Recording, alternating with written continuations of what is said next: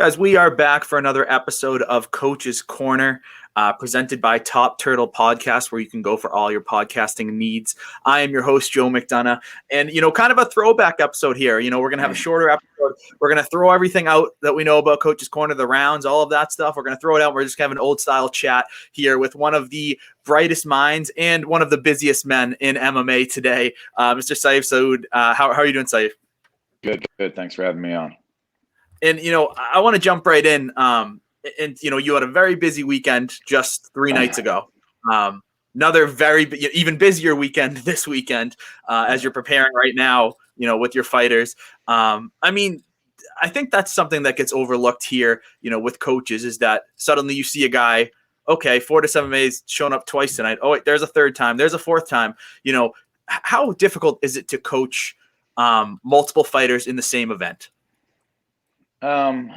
It's definitely, it has its pros and cons. The pros is that everybody's together, right? And you kind of have that team atmosphere and everybody's kind of hyped up and pushing each other. So that's positive. We probably had 10 LFA cards where we had 4 to 5 fighters, sometimes 6 for many years, just because we would put them all on when they would come to Dallas, even going all the way back to Legacy. So we kind of got used to having a lot of people on the same card.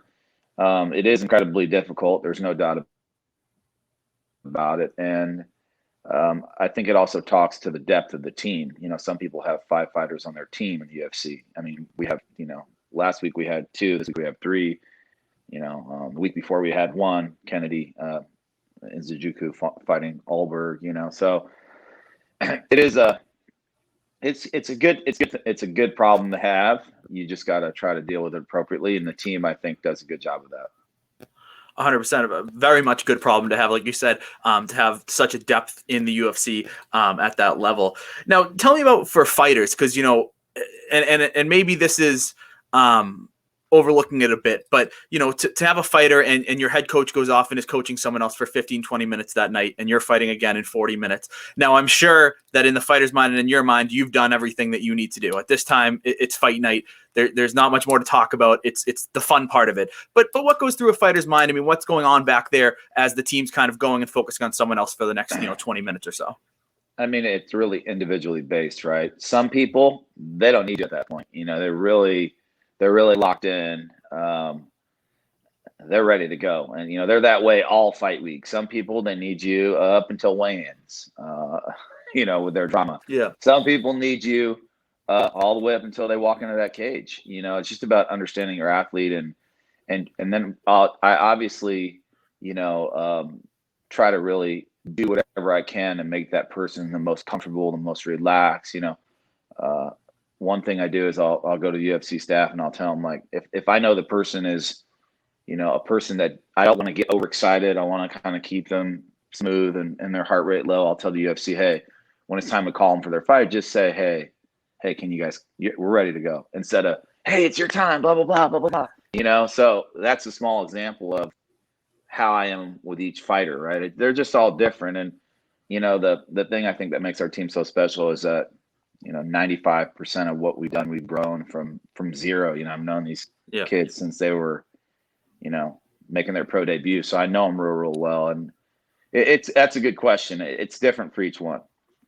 And I love that you said that, because that just shows the attention to detail that is, going on at Fortis MMA, and with you as a head coach, that us fans and I'm sure even other coaches don't even think of, just, before the fight, someone coming in and saying something like that. So talk to me about the background on Fortis, when you started it up and how far it's come here to this point today.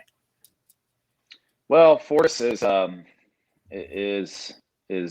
my baby. It's my vision of what I wanted an MMA gym to be. I wanted it to be a beautiful facility, something different, than any other facility. It used to be an art gallery before I purchased it, and it took about 2 years to build out.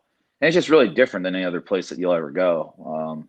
We don't hang up any of our memorabilia or any of our fight stuff or any of that. It's it has a certain look to it, and it's a cool gym. It's a great atmosphere. And the other thing I wanted was, I know so many people in Dallas, and Dallas is my home, and I wanted people to be able to come there and feel comfortable and feel like they're at a world-class place, not a fighter's gym, and our gym we've got doctors, we've got lawyers, we've got accountants, we've got so many business professionals there.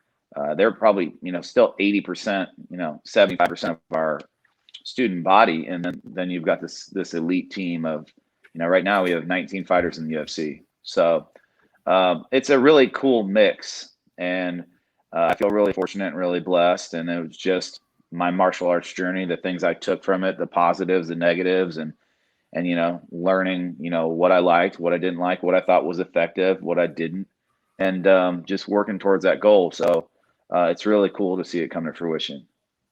And I'm intrigued to ask, for the memorabilia, so many times in gyms we see, the champions are hanging, or, every UFC fighter's hanging, or certain moments in fights are hanging.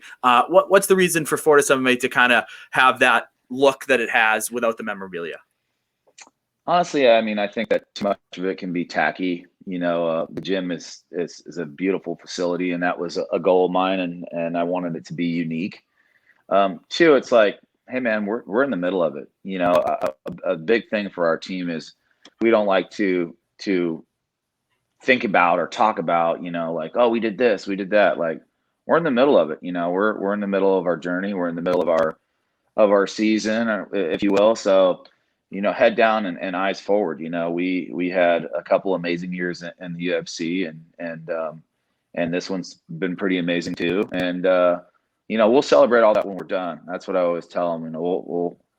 You'll come over and we'll sit around all old and hobbled and laughing and talking, and then we can look at pictures and all that stuff. But now that we're in the middle of it, and in this game, I mean, you can't lose focus. I mean, if you take your eyes off the ball, this game is evolving at a level that no other sport is evolving at because it's so young. You watch the UFC now, I mean, it's twice as hard as it was 5 years ago, literally. I mean, that just from watching it. I mean, so we're trying to stay in the present moment and stay focused. I 100% agree. I think, since 20 years ago, I mean, it's almost like it's a completely different sport. Oh, yeah. And like you said, even 5 years ago, this is one of my favorite questions to ask all the coaches. I've had some great coaches, and you yourself are added to that resume, and I'm super happy about that. And last episode, Sean Madden of Team Elevation joined, and he had said, he answered this question with the different paths fighters can take with all the coaches. What for Fortis MMA, makes it special, and when I say that, I mean, is it the culture? Is it the chemistry? Is it, the hardworking attitude, or is it a mix of all of that? I mean, you just answered the question right there. It is a mix of all that. And I mean, look, it's results matter. Winning matters, winning matters. And winning, I always say winning takes care of everything. It really does. And when people are winning, they're motivated, they're hungry, they're happy. People love to do what they're good at. And that. I mean, if you're good at something, you love to do it, and it's all part of it. The culture, the expectations, also the accountability. I mean, look, I always tell these, like, I'm not your friend, like, I don't need friends. I got a lot of friends. I've said that in many interviews before. Like, I don't hang out. I don't, I'm not friends with my athletes. Like, I'm their coach, and I'm here to make them the best they've ever been. I want to make them reach their fullest potential in the sport. And, that takes a dedication on both our parts. And I think it can be a little uncomfortable, but uncomfortable can lead to greatness. And the expectations at our gym are high for everybody. And, we have 6 fighters now ranked in the top 15, and light heavyweight, lightweight, flyweight, women's bantamweight, welterweight, it's middleweight. So it also shows the diversity of the weight classes, which I think is important as well, because then you've got people to anchor every one of those weight classes in the UFC. You got guys that are 125ers, and they're going to be looking at, Matt Schnell, who's now, who's ranked 7th or whatever, and it pushes everybody. So accountability, culture, all the above. And, most of those fighters that have walked in the doors at Fortis MMA walked in on, you've been with them since day one, and now to the point where they are, ranked number 7 in the world, ranked in the middleweight division, ranked in the light heavyweight division. What's that like from day one to now? And like you said, that journey's still ongoing. Very much, some of these could be future champions, very soon. But to watch them from day one to like today, speak on that journey, and as a head coach to kind of watch it. And do you ever kind of look back and say, holy shit, like how far this guy or this girl's come? Yeah. I mean, for sure, it's definitely special. Kennedy's fight a few weeks ago, he's the big time underdog against, City Kickboxing's kid, and Yep. and everybody was talking about him, and I knew, man, I've seen this kid Kennedy since day one, since his first day in the gym, never threw a punch, and he's got some special talents, and one of those special talents is like, you cannot hurt that dude, and I knew going into that fight, that Alberg was going to unload on him, and that that Kennedy. And also, he doesn't get tired. He does not get tired. I've seen him fight 30, 35 minutes straight for light heavyweight to not get tired. It's a special, it's a special skill. It's an awesome trait, and he has that trait. So, our game plan was to go in there and let him wear himself out, and that's exactly what he did. And so stuff like that allows you to know your athlete so well and be so comfortable with them that you can demand that from them. Demand that kind of performance, and also have that type of expectation because you built that trust over so much time. I mean, I've been there with these kids through thick and thin, and paying rent, and they know how invested I am in them, and I'm doing this. This is my calling to to make people better and to improve people's lives, and that's really how I look at it. I'm at a point now in my life where it's just all about making everybody else around me better, and it started over 10 years ago with this crew, and anything worth anything takes time. And I think they're really now just starting to hit their stride. And is there any, is it almost like an extra when you got to fight, like Kennedy's the perfect fight example, when he works the game plan so perfectly, and gets the win, is it almost like an extra win out there, just how hard he's worked for that training camp, went into that game plan, bought in, did it, and it worked? For sure. I mean, whenever you win, most of the time it's because you stayed, on the game plan. You don't want to fight somebody where they're strong. Jen Fry this last weekend, Jen, yep. She was an underdog against Gloria DePaula, and yep. Going to that third round, she needed that takedown. She needed to get that takedown and that control. And hey, I need this takedown going in the third round. Like, you got to make it happen. Boom, she made it happen. She won the fight. That was a close fight. It was a toss up. Ryan Spann, we knew Misha. Misha's a beast on the ground. I mean, I've seen that guy years ago. I don't remember who he choked, but blood came pouring out of their nose, and it was almost like it was a crank. Yeah. And he came backstage, and he was all swelled up, and he was like, he's this very nice guy. And I was like, man, this guy looks strong as hell, And I told Ryan, I said, for the last 6 weeks, I said, listen, man, you don't want this guy to get a hold of you. Like, yeah, you don't. So you got to keep your distance, and you got to touch him. You're longer than him, on and on and on. So, look, you want your athletes to have success. They put so much effort, so much grind, so much dedication, sacrifice, physical sacrifice, mental sacrifice. It's a very hard sport to do at the A level. So for them to be accomplishing, and teaches them that life lesson. Like, if you really, really want something and you really, really grind for it, you can make it happen. And that stays with you in life. I've taken the lessons I learned in MMA and put them in everything, in business and everything else. And nothing is as hard as MMA. Nothing. I mean, a real estate deal. Oh man, I'm stressed out. Oh wow. Having Rashad Evans on top of you, hitting you, and side control. That's a lot harder than any business deal ever will be. So I think it prepares you well for life if you utilize it well. I love that, and I 100% agree. I'd rather sign the real estate deal than ever shot Evans anywhere near me.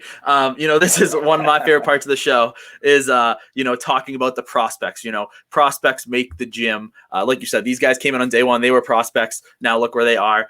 Could you rattle off some names? And we've got a long, extensive list here on the Coach's Corner resume of great prospect names from all over. And I look forward to adding some Fortis MMA names to that list. If you can rattle off some names for us. Yeah, what comes to mind is Miles John's little brother, EJ Elijah Johns. I think he's the main event. He is the main event in LFA on Friday.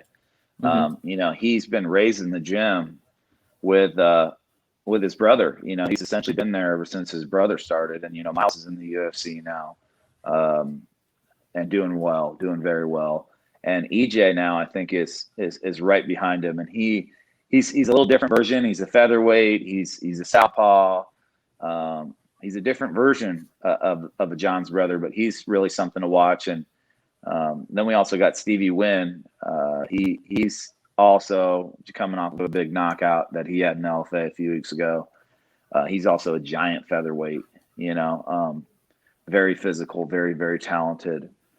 The list goes on. We graduated most of our fighters to the UFC in this last cycle, and now these Hmm. guys are coming up. We also have Fernie Garcia, who is 8-1, I believe. He's a very balanced kid, got great hands, great jiu-jitsu. So now it's ready to get all these kids. LFA is really the proving ground to me. I think Yeah.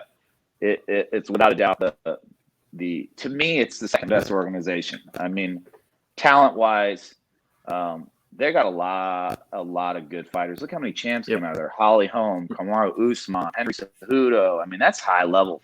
Yeah. Those are high level fighters. All my fighters went to LFA. Ryan Spann, um, Damon Jackson, Jeff Neal. We've won 6 LFA belts, legacy belts, Yep. 6. And each one, Miles Johns, each one of those guys went on to do well in the UFC and bonus and win. And I really think LFA is a great organization. Before it was legacy with Mick Maynard, and now it being LFA. That's really the track where we try to run our kids through. And I call it like D1 football, like SEC. Yep. I mean, it's the spot. So those are the kids coming out. EJ and Stevie Wynn and Fernie Garcia are some names to look out for.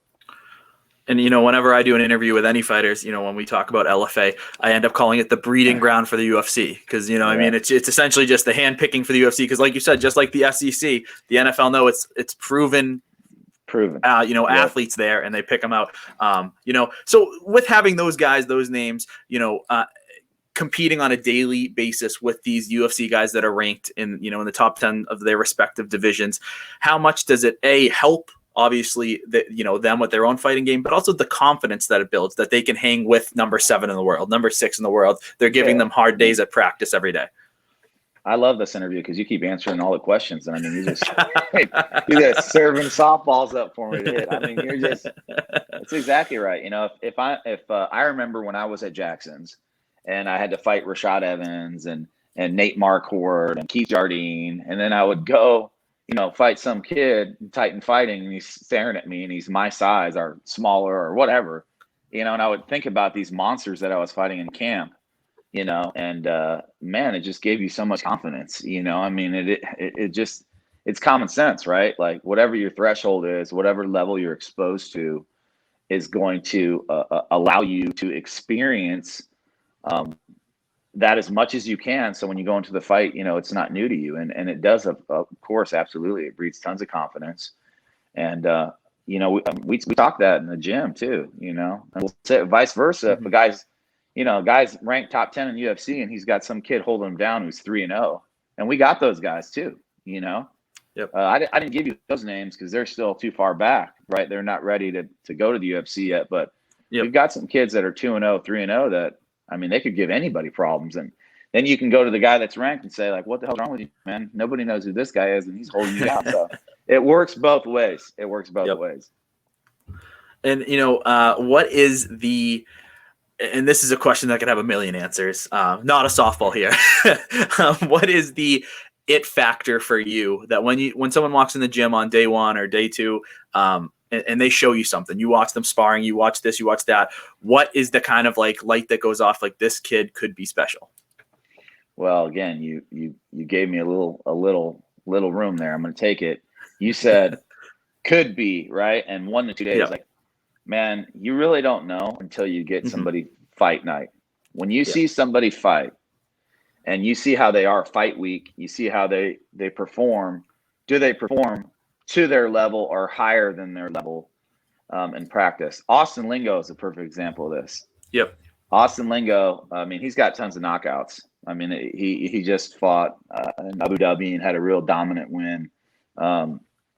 His first fight he took on very short notice. You know, he ended up losing a decision, but I think it was the Yusuf Zalal, who's a very good fighter, went on to win 4 fights in a row. But Austin Lingo was a guy that in the room in practice, you know, he's good. But man, when it comes fight night, I mean, he just can go, you know.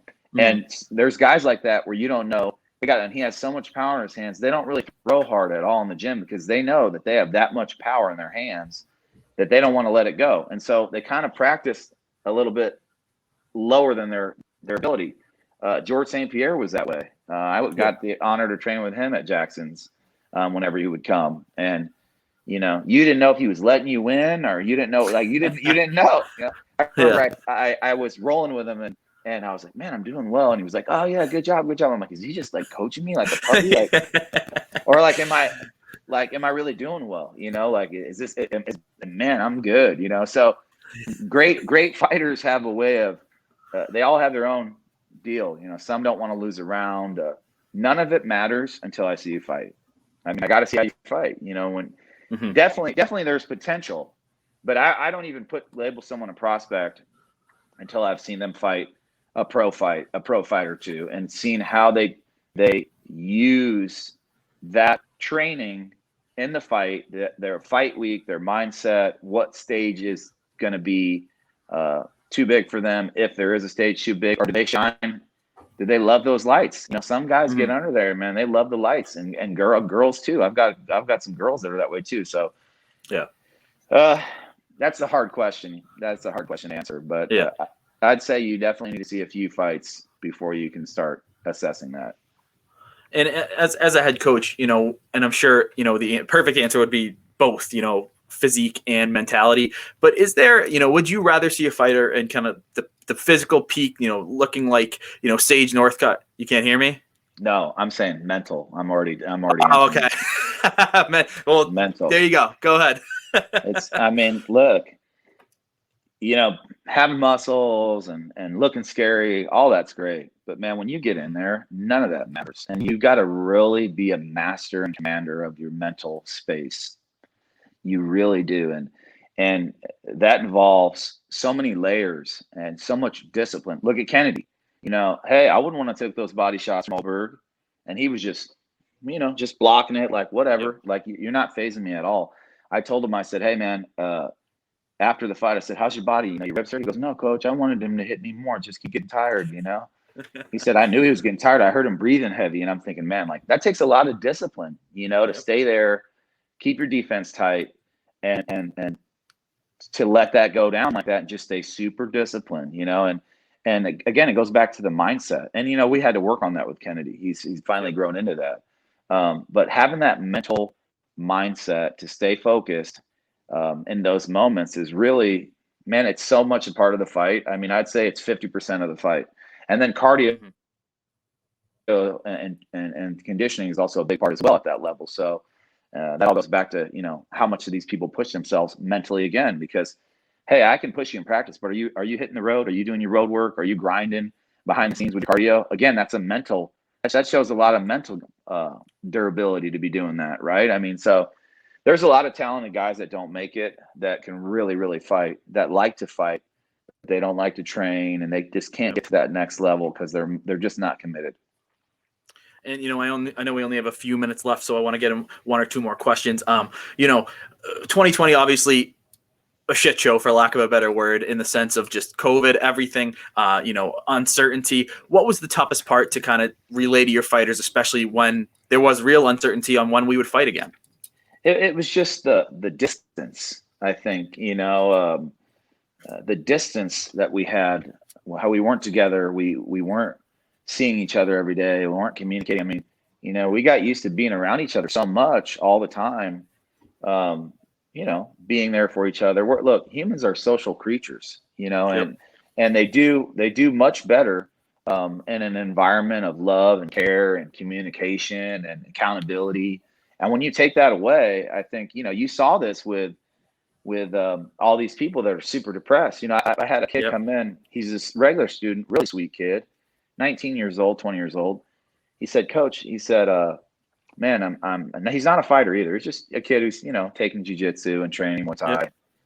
And he said, Coach, I'm really just messed up mentally. I said, what's wrong? He said, I don't know, man. I've just been so off ever since COVID, I mean, being away from everybody. He's like, I'm kind of honestly a little freaked out being up at the gym. He said, I'm so used to not being around anybody. Yep. I mean, that's not natural, and we all saw that and felt that weird vibe. We're like, wow, this is really, and it just goes to show how connected we are and how much we need each other, as human beings to be the best that we can be, to push each other, to congratulate each other, to whatever it is. So I think that distance was really what hurt. And now I really feel like we've hit our stride again, and really have that cohesiveness and that scheduling and that camaraderie, and everybody's around each other.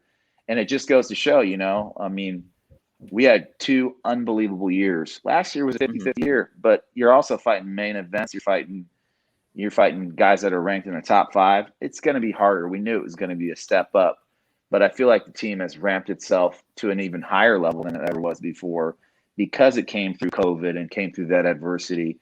Now they just seem stronger and more bonded than they've ever been. And I think that we learned that lesson, right? We learned that weird lesson from that weird time of 2020. Yep, that togetherness. Quickly, last one. Outside Sayif Saud, outside of MMA, what's the biggest hobby, outside of MMA, or is it just MMA and that's all we get?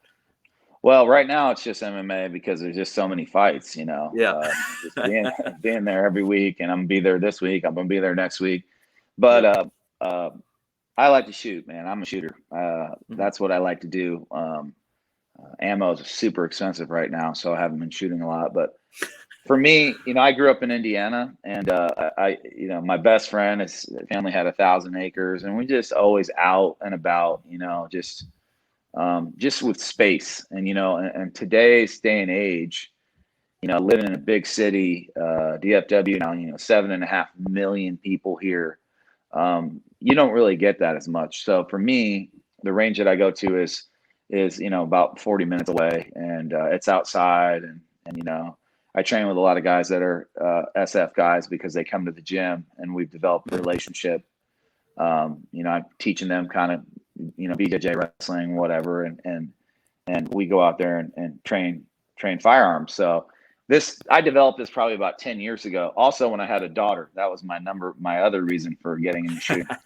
The minute I looked at my daughter, I thought, you know what? Like, yeah, I need to step up my level of protection. And I was just 100%. Talking to one of my fighters about that today. So, and I've been in martial arts since I was 3 years old. I've had 8 surgeries, ACL, my meniscus, my shoulder, my lat, I've had all kinds of issues. And I think as you age, it's hard to let go of that physicality, that you identify yourself with, right? Like, I'm this, I'm that, I'm a beast. Like, you got to let all that go. And that doesn't mean you're not in shape. It doesn't mean you don't work out. I still try to carry myself in very good shape, and 20 pounds over fight weight and all that stuff still, but you just got to evolve with it. So I tell my guys, like, get good at something else that, that you can blow off steam and do. And so shooting is that thing for me, and I've got pretty good at it, pretty competitive at it. And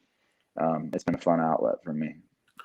I love that. And I thank you very much for the time, man. I appreciate it. I know super busy schedule, and you have a super busy weekend this weekend. I wish you all the best. I thank you very much. Thank you very much, Sayif Saud. Thank you. My pleasure.